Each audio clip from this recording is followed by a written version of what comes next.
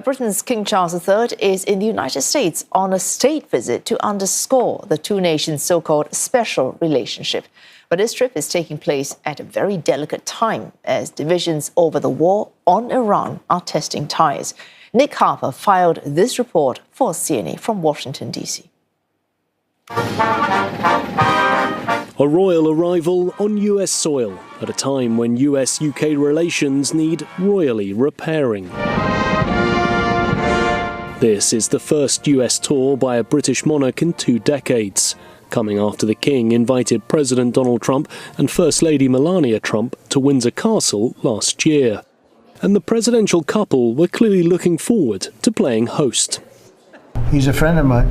He's a great gentleman. I've known him as Prince Charles. I know him as King Charles. I'm proud of him. First Lady Melania Trump has led all of the preparation for the state visit, which will honor the long-standing and special relationship between the United States and the United Kingdom.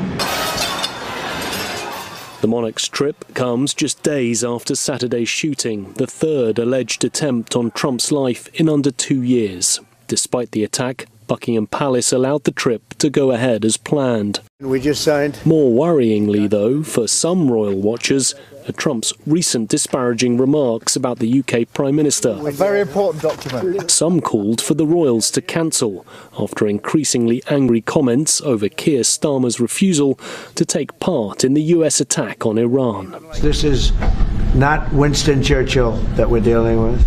But some experts believe the pomp and ceremony of the visit could help provide a sheen of respectability for the fraying special relationship.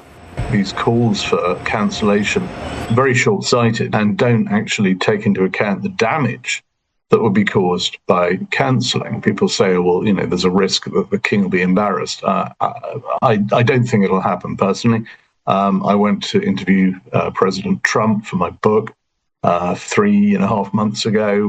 We talked at length about the monarchy. He is a huge royalist. More controversy comes in the form of Charles's decision not to meet survivors of convicted sex offender Jeffrey Epstein, some gathered at the White House at the weekend.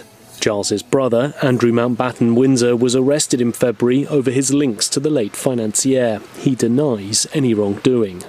Monday also saw the Trumps hosting the King and Queen for tea at the White House, ahead of a very traditional British garden party at the UK ambassador's residence. On Tuesday, King Charles will, like his mother, Queen Elizabeth II, address Congress before a state dinner at the White House.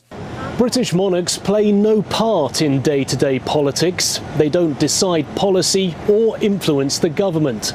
But with the special relationship on the rocks, the royal treatment may go some way to help resetting the transatlantic relationship.